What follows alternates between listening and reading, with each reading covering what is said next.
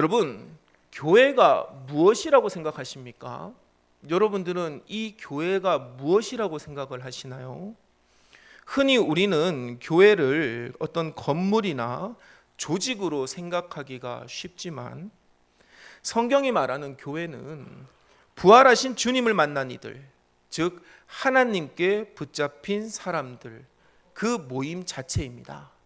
여러분, 교회는 어떤 곳이라고요? 하나님께 붙잡힌 사람들의 모임이라는 것이에요. 오순절 성령 강림 이후에 예루살렘에서 시작된 초대교회는 단순히 사람들이 의기투합하여 모인 장소가 아니었습니다.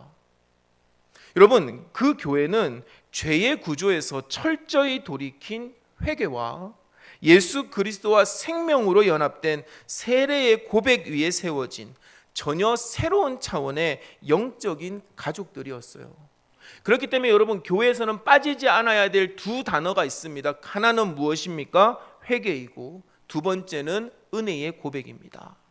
사랑하는 우리 대학교회 교회 여러분, 우리 교회는 회개하고 은혜를 고백하며 감사와 찬양이 날마다 더하여지는 주의 공동체가 되기를 주의 이름으로 간절히 축원합니다.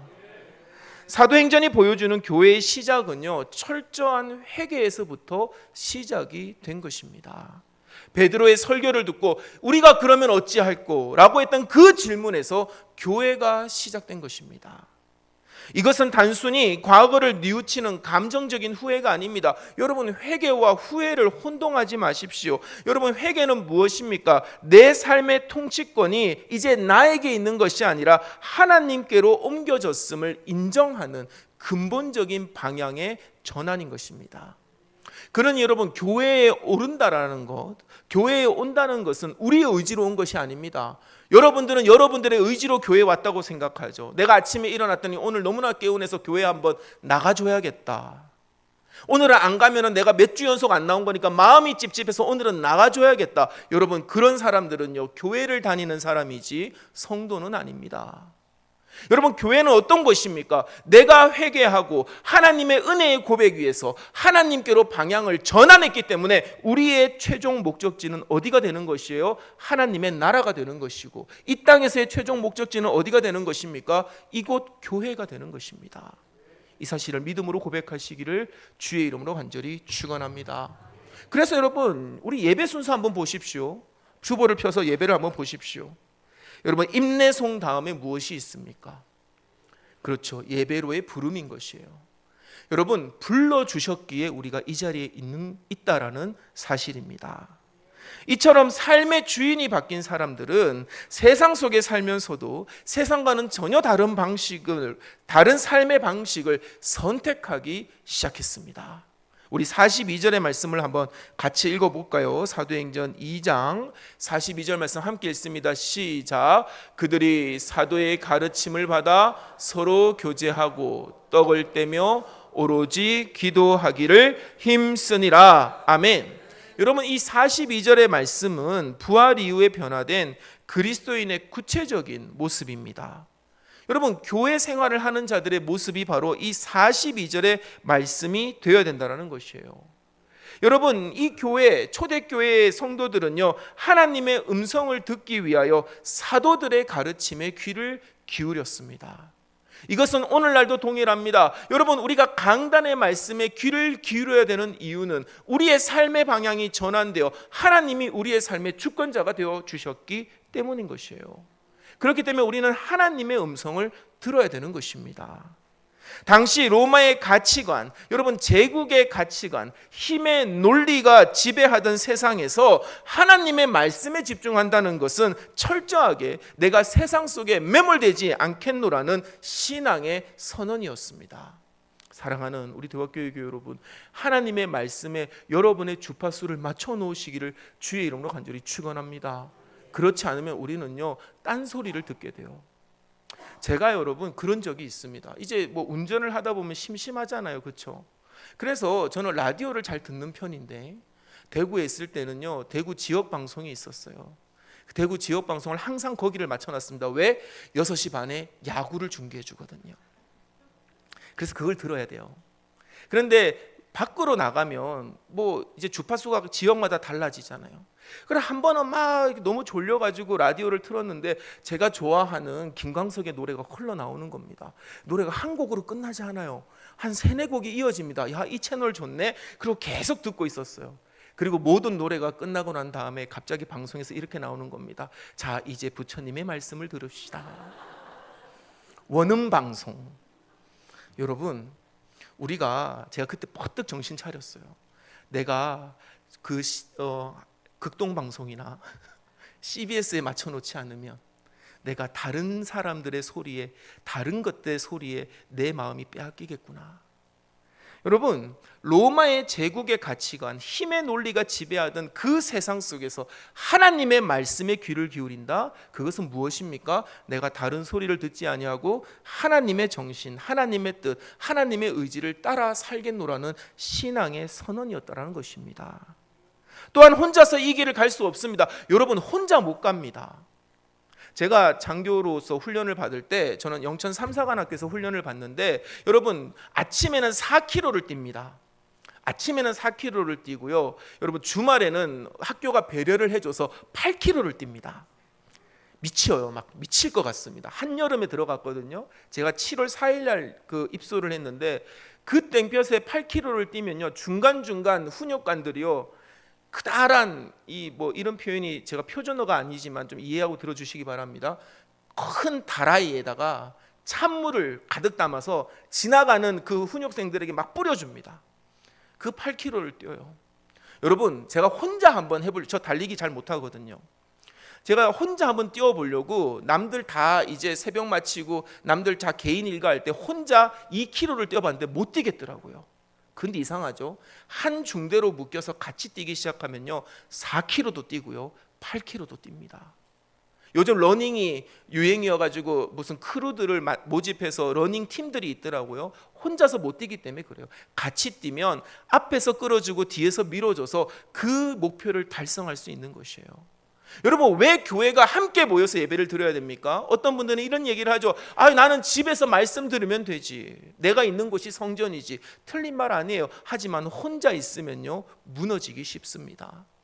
코로나 때 여러분, 우리가 유튜브로 방송으로 예배를 드렸잖아요. 여러분들 옷 갖춰 입고 예배 드렸습니까? 누워서 예배 드린 사람들도 있을걸요? 무너지는 것입니다. 여러분, 초대교회는요, 하나님의 말씀을 지킨다는 것이 너무나 어렵다는 사실을 알았기 때문에 그들은 신앙의 동력자들과 함께 말씀과 경험을 공유하고 위로하고 서로를 위하여 기도함으로써 십자가의 삶에 자신을 일치시켜 나갔던 것입니다. 사랑하는 대화교회 교회 여러분, 오늘날도 우리가 이와 같이 합력하여 선을 이루고 주의 뜻을 이루어야 될 줄로 믿으시기를 주의 이름으로 간절히 축원합니다. 이것은 세상의 성공이나 가치에 함몰되지 않기 위한 거룩한 몸부림이었다라는 것입니다. 이러한 내적인 변화는요, 자연스럽게 외적인 삶의 혁명으로 이어졌습니다. 사랑하는 우리 대학교회 교회 여러분, 우리 대학교회 항상 어떻게 인사합니까? 복을 많이 받으세요. 거기서 그치지 않죠? 복이 되세요라고 합니다. 여러분, 복을 받는다라는 것은 내 안에 하나님의 은혜를 채운다라는 것입니다. 거기에 만족해서는 안 됩니다. 우리 안에 주의 은혜가 들어왔다면 그 은혜는 반드시 밖으로 드러나서 누군가에게 덕으로 나타나야만 하는 것이에요. 오늘 초대교회는 그 모습을 우리에게 보여주고 있습니다. 우리 44절과 45절의 말씀 한번 같이 읽어볼까요? 네, 함께 읽습니다. 시작. 믿는 사람이 다 함께 있어 모든 물건을 서로 통용하고 또 재산과 소유를 팔아 각 사람의 필요를 따라 나눠주며. 아멘. 여러분, 저는 저 말씀을 읽을 때마다 이런 생각이 들어요. 저게 진짜 기적이죠. 저게 진짜 기적입니다. 여러분, 불치병이 낫거나 죽은 자가 살아나는 것만을 기적이라고 봅니다. 우리는 병든 자가 회복되는 것, 그것을 우리는 기적이라고 부르죠. 하지만 성경은요, 자기 소유를 포기하고 타인의 필요를 채우는 삶이야말로 가장 큰 기적이다라는 사실을 우리에게 보여주고 있습니다. 예수님도 그렇게 말씀하셨어요. 여러분, 고침받은 자에게 어떤 이는 나를 따라오라고 했지만 또 어떤 이에게는 너는 마을로 돌아가서 네가 해야 할 일을 하라고 했어요. 진짜 기적은 무엇입니까? 내 개인의 회복만이 아닙니다. 그 회복으로 말미암아 또다시 일어나게 될 연쇄적인 회복과 치유의 과정, 그것이 예수 그리스도께서 우리에게 원하시는 기적의 모습이라는 사실을 믿으시기를 주의 이름으로 간절히 축원합니다. 어떤 사람들은 저한테 그렇게 하소연해요. 목사님, 어떤 권사님은 병도 낫는다는데, 어떤 권사님은 기도했더니 아들도 낳았다는데, 저는 아무런 기적도 없습니다. 제가 그런 말 할 때마다, 아직 우리 교회에서는 저한테 그런 말씀을 안 하셨는데, 저는요 그렇게 말씀하시는 분들을 볼 때마다 정말로 측은한 눈빛으로 그렇게 말합니다. 권사님 혹은 집사님, 구원 받은 게 기적입니다. 솔직히 얘기해 봅시다. 당신 구원 받은 게 기적입니다. 그러면요 입이 쑥 들어가요. 여러분, 죽은 자를 살리는 기적에는요 인간적인 희생이 필요 없습니다. 물론 예수 그리스도의 십자가의 희생으로 우리는 그 치유의 기적을 경험하지만, 사실은 어떤 사람이, 우리가 믿는 자들이 서로를 위하여 치유의 회복을 위해서 기도할 때는 우리의 희생을 그렇게 요구하지 않아요. 내 재산을 팔아서 누군가를 돕는 일에는요 뼈를 깎는 자기 희생이 수반됩니다. 돈이 신이 된 이 세상에서 자신의 재산을 나누어서 누군가의 필요를 채워준다는 것은 단순한 자선이 아닙니다. 여러분, 오늘 오후 예배 설교를 미리 스포하는데, 오늘 오후 예배 설교는 바로 이 내용을 다루고 있습니다. 여러분, 그것은요 돈이 신이 된 세상에서 내 재산을 나눈다는 것은 자선이 아니라, 내 삶을 책임지는 분이 세상의 재물이 아니라 오직 하나님 한 분이시라는 강력한 신앙의 고백이라는 것입니다. 우리가 왜 예물을 드립니까? 우리 복을 받기 위해서요? 물론 그런 모습들도 있죠. 그러나 여러분, 그 수준에 머물러 있으면 우리의 신앙이 성장하지 못합니다. 여러분, 왜 우리가 11조를 드리고, 왜 우리가 감사헌금과 성경헌금을 드리고, 왜 우리가 예물을 드립니까? 이것은 철저한 우리의 고백입니다. 이 세상의 주인은 돈이 아니라 하나님이십니다. 하나님은 이 모든 것을 당신의 선한 도구로 사용하십니다라고 하는 정직한 고백이 우리의 예물 속에 담겨 있는 줄 믿으시기를 주의 이름으로 간절히 축원합니다. 여러분, 초대교회의 나눔은 강요에 의한 것이 아니었습니다. 부활의 주님을 만난 이들이 누린 자발적인 기쁨의 산물이었어요. 이것은 십자가의 희생에 참여하는 성도의 가장 구체적인 표적이 되었습니다. 예수 그리스도께서 십자가에서 자신을 내어주심으로 우리를 살려주셨듯이, 하나님께 붙잡힌 성도들 역시 자신의 것을 비워서 다른 이의 부족함을 채우는 삶의 기쁨으로 동참했던 것이에요. 이 희생이 깃든 나눔이야말로 세상 사람들이 교회를 통해서 하나님의 살아계심을 보게 만드는 결정적인 표적이 되었다라는 사실입니다. 다시 한번 여러분들에게 강조합니다. 여러분, 뭐 천사를 본다, 환상을 본다, 방언을 한다, 계시를 한다, 다 좋습니다. 그러나 사랑을 이길 수 없습니다. 여러분, 그것만이 기적이 아닙니다. 무엇이 진짜 기적입니까? 나의 것을 다른 이의 필요를 위하여 기꺼이 내어주는 삶, 서로 믿음 안에서 통용하고 나누는 삶, 여러분, 그것이 세상 사람들이 우리에게 원하고 바라는 표적의 모습인 줄로 믿으시기를 주의 이름으로 간절히 축원합니다. 우리는 오늘 본문 속 초대교회의 모습을 통해서 참된 부흥이 무엇인지, 그리고 부흥의 핵심이 무엇인지를 깨닫습니다. 여러분, 부흥이라고 하는 것은 인위적인 마케팅이나 프로그램의 결과가 아닙니다. 여러분, 뭐 교회가요 끊임없이 여러분들을 쉬지 않고 돌릴 수 있어요. 막말로 제자 훈련도 해가지고 강제로 참여시킬 수도 있습니다. 특별 새벽 기도회, 특별 저녁 기도회, 뭐 누구를 초청했다, 명사를 초청했다, 유명한 사람을 초청해서 끊임없이 여러분들을 피곤하게 만들 수 있어요. 그렇게 해서 부흥할 수는 있죠. 여러분, 그것은 부흥인지는 몰라도, 저는 부흥이라고 생각하지 않지만, 여러분, 그 부흥은 이내 사그러듭니다. 사람은요 도파민을 추구합니다. 더 강력한 걸 추구해요. 그렇기 때문에 우리는 더 반드시 더 이와 같은 시대 속에서 우리는 꾸준히 말씀 앞에서 새로워지는 훈련이 필요한 것이에요. 그렇기 때문에 여러분, 부흥은요, 인위적인 마케팅이나 프로그램의 결과가 아닙니다. 하나님께 붙잡힌 사람들의 삶이 만들어내는 거룩한 결과인 줄로 믿으시기를 주의 이름으로 간절히 축원합니다. 여러분, 아침 드라마 얼마나 재밌습니까? 요즘은 우리 집에 TV가 없어서 그 아침 드라마를 볼 수가 없는데 8시부터 시작되는 아침 드라마를 보면 우리 이 세상의 모든 희노애락이 다 들어 있습니다.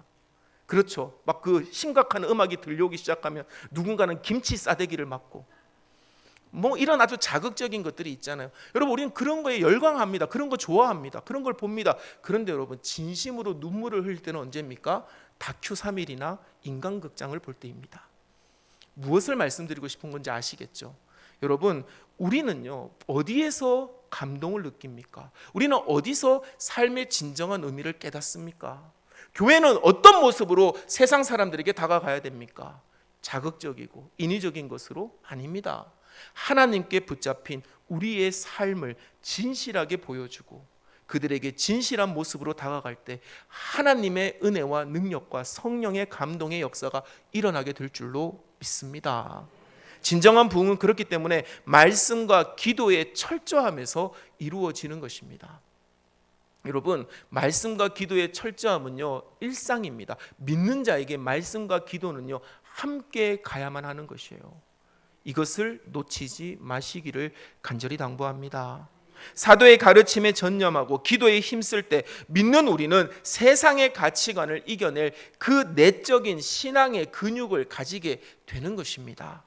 이렇게 세워진 믿는 자들, 성도들이 서로의 삶을 투명하게 나누고 아픔을 돌보는 교제를 이룰 때 교회 안에는 세상에서 맛볼 수 없는 하늘의 기쁨과 순전함이 흘러가게 되는 것이에요. 제가 얼마 전에 유튜브를 보다가 송은이가 교회를 다닌다는 사실을 깨달았어요. 알았습니다. 깨달은 게 아니죠. 알게 됐어요. 그리고 본인이 왜 교회를 다니게 되었는지를 담담하게 얘기하는데, 그 최강이라고 하는 그 동료 연예인이 교회를 가자 해도 안 갔던 그가 어느 날 마음에 감동이 생겨서 그러면 교회 한번 가보자 해서 갔대요. 상가 2층에 있는 교회였는데 그날따라 예배가 없었대요. 예배가 없어서 되게 조금 최강희 씨도 민망해하고 송은희 씨도 좀 마음이 상했답니다. 내가 큰맘 먹고 갔는데 예배를 안 드렸으니까 뭔가를 기대했는데, 근데 예배를 안 드리는 대신에 아마 속회 모임을 했던 것 같습니다. 한 10명 정도 되는 사람들이 삥 둘러 앉아서 그저 자신들의 일주일의 삶을 나누기 시작하는데, 자기가 연예인임에도 불구하고 전혀 신경 쓰지 않고 한 사람 한 사람 그들이 겪은 일들과 그 삶 속에서 하나님을 만난 이야기를 하는데, 송은희 씨의 마음속에서 주체할 수 없는 울컥함이 올라오기 시작하고 눈물이 쏟아지기 시작하더라는 거예요. 그때부터 교회를 다니기 시작했다고 합니다. 사랑하는 우리 대화교회 교회 여러분, 이것이 교회의 진정한 모습입니다. 우리 교회는 어떤 교회입니까? 여러분, 우리 교회는 부끄러움을 감추기에 급급한 교회입니까? 우리 교회는 무슨 말이 나올까 봐 두려워서 주저하는 교회입니까? 그건 교회 아닙니다. 교회는 어떤 곳입니까? 말씀 앞에 회개하고 진실한 자기의 고백이 이루어지는, 하나님의 살아계심을 인정하고 감사와 찬양이 흘러넘치는 진정한 고백의 공동체가 되어야 될 줄로 믿습니다. 여러분, 이 기쁨은 억지로 짜내는 것이 아니에요. 하나님이 내 삶을 붙잡고 계신다는 확신에서 터져 나오는 것입니다.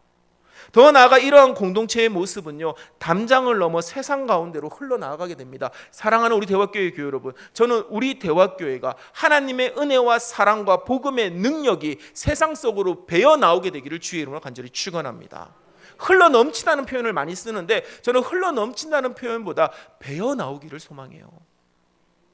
여러분, 제가요 기분 좋을 때가 있습니다. 늘 기분 좋지만 기분 좋을 때가 있는데 어떤 때냐면요, 이런 소리를 들을 때요. 혹시 목사님이세요?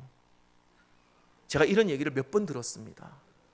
그냥 옷을 아주 평범하게 입고 갔는데도, 제가 우리 오늘은 참석 안 했지만 우리 이면희 성도가 있는 봉평 마음 카페를 이렇게 가는데 막 안에 들어갔더니 이면희 성도가 막 깔깔대고 웃는 거예요.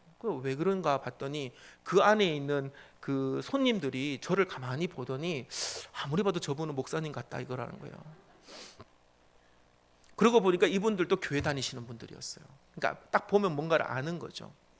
여러분, 제 풍채가 좋으니까 그래 보였나 보다라고 생각은 하지만, 여러분, 우리 대화교회는 어떤 자들이 되어야 됩니까? 그저 있기만 해도 그리스도의 향기가 뿜어져 나오는 사람들, 그저 있기만 해도 예수의 형상이 배어 나오는 저와 여러분이 되기를 주의 이름으로 간절히 축원합니다.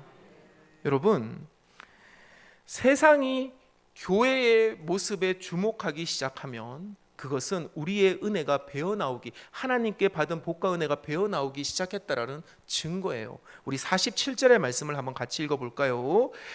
47절 말씀 함께 읽습니다. 시작. 하나님을 찬미하며 칭송을 받으니 주께서 구원받은 사람을 날마다 더하게 하시니라. 아멘. 여러분, 47절은 두 개로 나누어서 봐야 됩니다. 교회는 하나님을 찬미했는데 세상 사람들은 그 모습을 칭찬했다라는 것입니다. 세상이 교회를 칭찬하기 시작했다라는 것은 세상이 줄 수 없는 해결책과 그 대안을 교회가 주고 있다라는 뜻입니다. 사랑하는 우리 대화교회 교회 여러분, 우리 대화교회는 세상이 해결할 수 없는 그 문제를 해결하고 그들을 품을 수 있는 대안적인 공동체가 되어야 될 줄로 믿습니다. 자기 이익만을 챙기고 경쟁하는 세상 속에서 되려 손해를 감수하고 이웃의 필요를 먼저 살피는 성도들의 삶 그 자체가 가장 강력한 전도가 되는 것이에요. 전도가 되지 않는 시대라고 말합니다. 하지만 사실은 우리의 삶에 기적과 은혜가 드러나지 않기 때문일지도 모릅니다. 죽은 자를 살리고 병든 자를 고치는 기적보다, 그 기적도 당연히 있어야 되지만 그 기적보다 더 훌륭한 기적은 무엇이라고요? 거친 내 성품이 변화되고 이기적인 내 손길이 나눔의 손길로 바뀌는 것, 그것이 세상 사람들에게 더 큰 충격과 감동으로 다가온다는 사실을 믿으시기를 주의 이름으로 간절히 당부합니다. 여러분, 이 모든 일은 우리의 힘으로 되는 것이 아닙니다. 하나님의 주권적인 역사에 달려 있는 것이에요. 우리는 맡겨진 말씀에 순종하면 하나님이 일하시는 것입니다. 주께서 구원받는 사람을 날마다 더하게 하시니라 라고 하셨던 이 말씀처럼 교회가 본질을 회복하고 세상 속에서 그 존재와 그 가치를 증명해낼 때 주님은 사람을 보내어 주시고 교회를 성장시켜 주실 줄로 믿습니다. 우리가 부흥을 만드는 것이 아닙니다. 우리가 하나님께 합당한 모습으로 서 있을 때 그 부흥이 우리에게 임하는 줄로 믿으시기를 주의 이름으로 간절히 축원합니다. 사랑하는 우리 대화교회 교우 여러분, 이제 오늘 우리는 이 말씀 앞에서 우리 스스로에게 질문해 봐야만 하는 것이죠. 나는 과연 무엇에 붙잡혀 살아가는가?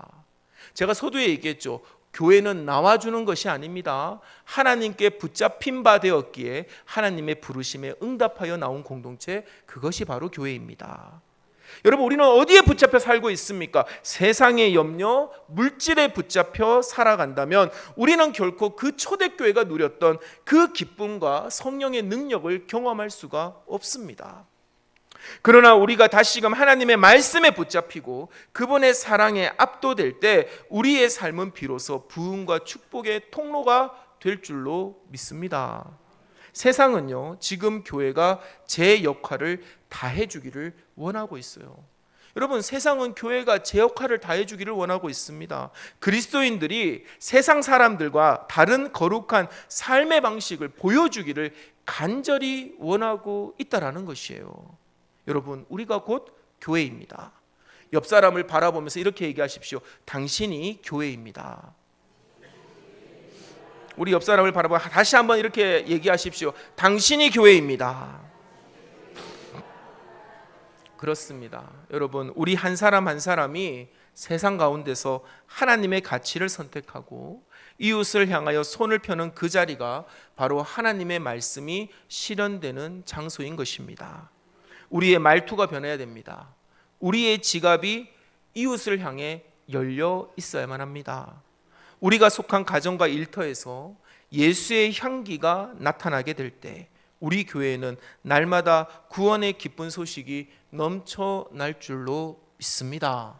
여러분, 교회는 그런 곳이 되어야 돼요. 교회는 올 때마다 사랑의 온기가 가득 차야만 합니다. 여러분, 장사 안 되는 집들을 보면은요, 저는 그런 집들을 가면 딱 잘못 왔다라는 마음이 들어요. 장사가 안 되는 집은요, 딱 가면요, 주인이 눈을 비비고 나옵니다. 그리고는 나를 한번 쓱 쳐다보고 불을 켜기 시작합니다. 온풍기를 켜든 에어컨을 그때 켜기 시작해요. 여러분, 그거는 안 되는 거예요. 우리 교회는 어떤 교회가 되어야 됩니까? 늘 언제나 성령의 뜨거움으로 달궈진 교회가 되어야 됩니다. 우리 교회는 어떤 교회가 되어야 됩니까? 누구나 와서 편안하게 있다가 갈 수 있는 사랑의 온기가 있어야만 하는 것이에요. 그래서 우리 카페에다가 우리 컵을 데우는 기계를 넣어놨잖아요. 언제든지 따뜻하게 커피를 마실 수 있도록. 여러분, 그런 교회를 이루기를 주의 이름으로 간절히 축원합니다. 부활의 능력으로 무장합시다. 하나님께 온전히 붙잡힌 사람으로 살아갑시다. 그리하여 우리 대화교회가 하나님을 찬미하고 온 이웃에게 칭송받고 주께서 날마다 구원의 역사를 더하시는 복된 공동체가 되기를 우리 주 예수 그리스도 이름으로 간절히 축원합니다. 우리 시간 침묵 가운데서 말씀을 되새깁시다.